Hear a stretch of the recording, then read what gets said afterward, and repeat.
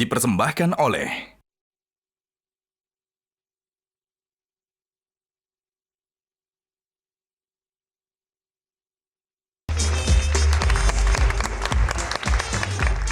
Ya pemirsa, terima kasih Anda masih bersama kami di Q&A. Langsung saja bersama Ketua Bawaslu kita Pak Rahmat Bagja. Pak Rahmat, tadi ada saran dari Bang Akbar Faisal, mendingan Bawaslu dibubarkan saja karena sudah selesai. Jadi fungsinya apa lagi ini? Anda setuju nggak? Masih diperlukan nggak sih Bawaslu untuk demokrasi kita? Nanti partai politik itu dibubarkan kalau begitu. Padahal esensi demokrasi satunya partai politik. Tadi kebebasan berpendapat, berserikat dan lain-lain itu ada. Dan itulah esensi demokrasi. Sekarang kita berbicara tentang masalah, ini suara saya bermasalah, itu juga esensi demokrasi. Ketika sistem ada jalan keluarnya, maka itu bisa dijadikan alat untuk kemudian tetap dipertahankan. Nah, kalau misalnya ada permasalahan, pasti setiap pesta demokrasi ada permasalahan. Dan kemudian jangan terlalu dibebankan juga ini kepada KPU dan Bawaslu, ini terhadap sistem politik kita. Menurut Anda siapa yang paling bertanggung jawab terhadap sistem politik kita? Semua kita bertanggung jawab, baik pemerintah, DPR. Semua maksudnya? Ya, pemerintah, DPR. BEM UI ikut bertanggung jawab? Apakah rektor universitas? Iya, ikut bertanggung jawab. Iya. Di mana pertanggung jawaban? Makanya mereka berbicara. Bahwa ketika ada masalah mereka berbicara. Bukan, dari awal justru dia bertanggung jawab tentang kejahatan. Ya itu hak kebebasan berbicara, tapi berpendapat. kalau dibilang semua bertanggung jawab, memangnya anggota DPR atau Bawaslu diverifikasi oleh BEM? Kan enggak. Anda kan semua datang untuk minta jadi punya jabatan itu, mengunjungi ketua partai, bukan mengunjungi BEM UI atau BEM UGM. Jadi kalau Bang Rocky gimana? Apakah Bawaslu? Ya jangan sebut semua bertanggung jawab terhadap kesalahan ini. Kalau begitu koreksinya siapa? Orang yang bertanggung jawab itu yang mengoreksi. Kan itu dasarnya kan. Jadi menyebut semua bertanggung jawab. Gini Rob, itu, saya mau bela dia. Nggak ada yang bela dia tuh. Dia mesti pertanggungjawaban kalimatnya. Semua saya tidak bertanggung jawab atas kejahatan ini. Di mana tanggung jawab saya? Nggak ada. Baik, silakan kita kasih kesempatan kepada Pak Rahmat untuk kita bertanggung jawab terhadap proses demokrasi yang ada di Republik. Jangan pakai kita, you itu. Iya, salah satu saya. Bukan salah satu, cuma warga itu. Negara, semua warga negara. Kalau bilang salah satu berarti 1, 2, 1, 2, 3. Semua warga negara. Tidak ada warga negara yang beroposisi tidak bertanggung jawab atas kejahatan Jokowi. Masa kita bertanggung jawab? Gini. Nah, kalau itu enggak jauh nggak bisa. Enggak. Oke, Bang Rocky. Semua kita bertanggung terhadap demokrasi negara ini. Bukan semua kita. You ngomongnya normatif. Semua warga negara. Kejahatan Mahkamah Konstitusi tanggung jawab Jokowi, bukan tanggung jawab warga negara. Oke, Bang Akbar. Gini. Sedikit Bang Akbar. Kayak dua orang ini berkelahi pada dua koridor yang berbeda, tapi sama-sama benar. Jadi sebenarnya ini salah lagi dia kan. Ada sama koridor benar. Maksud saya adalah Rahmat Bagja atas nama Bawaslu itu memang harus bertanggung jawab. Tetapi dari apa yang terjadi yang kita pahami, ini bijak nih, Pancasila dia mau terangin. Dia adalah bagian dari sebuah sistem di mana memang sudah rusak dari awal sampai akhir. Saya gunakan kata rusak, saya ya pernah membuat undang-undangnya, saya pernah memilih orang-orangnya. Dan hari ini saya tidak tahu lagi apa yang mereka lakukan. Tapi apakah kemudian Rahmat Bagja boleh mengatakan saya tidak ikut bertanggung jawab? Enggak, Anda harus bertanggung jawab. Tapi sekali lagi saya katakan, sistemnya yang bermasalah.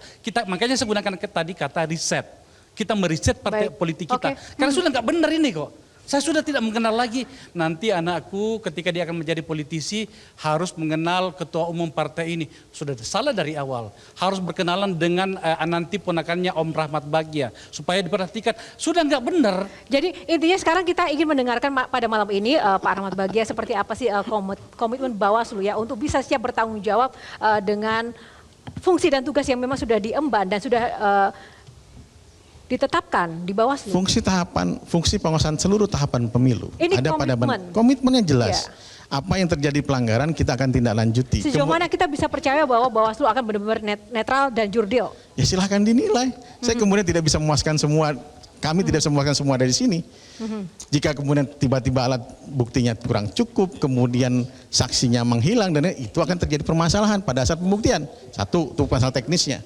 Kemudian kalau misalnya dianggap bermasalah, ada jalan keluarnya. Misalnya kami tidak profesional, ada namanya Dewan Kehormatan Penyelenggara Pemilu. Silakan, itu ada. Nah, pasti diprotes lagi. Ya silakan, kalau sudah tidak percaya dengan itu, ya silakan saja. Bang Rocky bagian dari distrust to government atau silakan. Ada dua sepihak trust to government atau distrust to government. Tapi ingat, sistem Eropa kontinental kita mengatakan bahwa trust to government. Government bukan presiden, tapi semua lembaga negara. Ini yang saya maksud, you bilang aja, ini kesalahan bukan pada semua warga negara. Kan you bilang tadi semua kita bersalah. Baik. Bukan tanggung jawab, bukan bersalah, Iya, enak aja. bertanggung jawab karena statement kesalahan. yang dilihat. Gini. Dalam hukum jelas. Kalau statement saya bilang semua kita bertanggung jawab terhadap proses demokrasi. Bukan kalau kemudian dianggap sebagai kejahatan demokrasi, beda lagi. Perspektifnya jangan dibalik-balik. Kejahatan pemilu itu tanggung jawab penyelenggara pemilu, bukan tanggung jawab warga negara. Oke, baik, terima kasih. Terima kasih. Pak, boleh untuk closing statement saja Pak, apa saran dan juga mungkin ada proses yang singkat masih, saja, Pak. ya, ada proses yang masih berjalan, namanya manual berjenjang. Oke. Ya, nanti berjalan sangat teknis, tapi ini harus dijelaskan kepada masyarakat. Kita harus pelototin dalam yang namanya manual berjenjang. Ini akan dipakai nanti oleh Mbak Oki dan kawan-kawan. Nah, kalau ada sistem yang rusak, kalau misalnya ada pembacaan yang bermasalah, dilaporkan, ada perbaikan nanti. Itulah sistem itu berkembang selalu. Jadi jangan sampai ada masalah, ini masalahnya di 200.000 TPS, laporan teman-teman KPU. Dari 380.000 TPS, masalah image dan lain-lain. Nah, yang 2.000 ini kita perbaiki, bukan kemudian 380.000 kita hancurkan semua. Enggak bisa seperti itu. Ini negara ini harus berjalan, proses demokrasi berjalan. Ketika demokrasi stop, maka seluruhnya bermasalah menurut saya. Terima kasih. Tepuk tangan untuk Ketua Bawaslu kita. Mbak Oki, singkat saja Mbak, harapannya apa? Silahkan Mbak. Iya, tentu tadi sistem bisa lebih baik dan tidak ada penggelembungan suara yang tiba-tiba begitu membuat kita menjadi cemas, dan juga berharap agar KPU sendiri bisa menyelesaikan masalah-masalah pemilihan di luar negeri, terutama karena bisa di luar negeri, seperti misalnya Kuala Lumpur perlu ada PSU untuk KSK dan posnya. Itu juga membuat kami para caleg harus menunggu begitu mengenai hasil akhirnya. Jadi sekali lagi memang sistem yang berkesinambungan dimanapun tempatnya, baik di dalam negeri maupun di luar negeri. Begitu, Kak Yohana. Baik, terima kasih Mbak Oki. Oke, satu kata Bang Rocky, satu kata saja untuk penutup, satu kalimat maksud saya. Iya. Kalau satu kata nggak mungkin cukup seorang Rocky.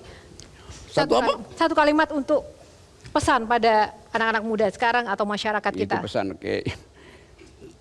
Tadi saya terangkan bahwa seperti kotak Pandora, begitu dibuka oleh Pandora,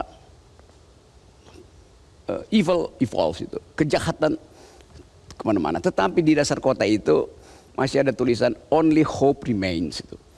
Kalau kita belajar tentang mitologi kan. Sekarang hopes itu pada siapa tuh? Pada Bawaslu, pada KPU. Nggak ada hopes itu. Jadi mereka yang berharap ada hope sebetulnya dari awal udah gagal mengharapkan hope. Baik. Jadi sekali lagi buat milenials itu, lakukan sesuatu, ucapkan bahwa ini adalah pemilu paling dungu. Terima kasih. Baik, Kang Maman silakan untuk penutup epilognya. Katakan saya masih punya hopes, masih punya harapan bahwa demokrasi di negeri ini belum rip, masih urip, belum mati, masih hidup. Tapi berikan ruang pada pengharapan untuk mendapatkan penguatan dengan dibebaskannya pergulatan-pergulatan, perkelahian kecerdasan atas semua temuan di lapangan dengan ditindaklanjutinya secara sungguh-sungguh semua laporan-laporan seterang-terangnya sampai akhirnya semua legawa bahwa hasil akhir yang terpampang memang itu hasilnya. Dengan demikian perubahan, kelanjutan atau keberhasilan melawan kecurangan adalah bukan semata kemenangan 1, 2 atau 3, tapi kemenangan semua, kemenangan Indonesia. Harusnya seperti itu. Syaratnya kata Rocky di awal, negeri ini butuh angka moral, bukan semata angka elektoral. Dan Sujiwo Tejo mengingatkan kita, hati-hati dengan keheningan. Karena keheningan biasanya lebih nyaring dari suara senyaring apapun. Baik. Terima kasih Kang Maman untuk penutupnya yang luar biasa, dan terima kasih untuk para panelis, Bang Rocky, bintang tamu Pak Rahmat, Mbak Oki, Semi, Gian, dan rekan-rekan di studio. Terima kasih juga pemirsa yang sudah bersama Q&A. Kita kawal terus demokrasi, boleh ada trust isu, tapi kita tidak boleh pesimis terhadap negeri ini karena kemajuan ada di tangan kita. Dan demikianlah Q&A, semoga bermanfaat untuk Anda. Terima kasih, sampai jumpa lagi dalam Q&A selanjutnya. Karena setiap pertanyaan selalu ada jawaban. Sampai jumpa. Jelajahi cara baru mendapatkan informasi. Download Metro TV Extend sekarang.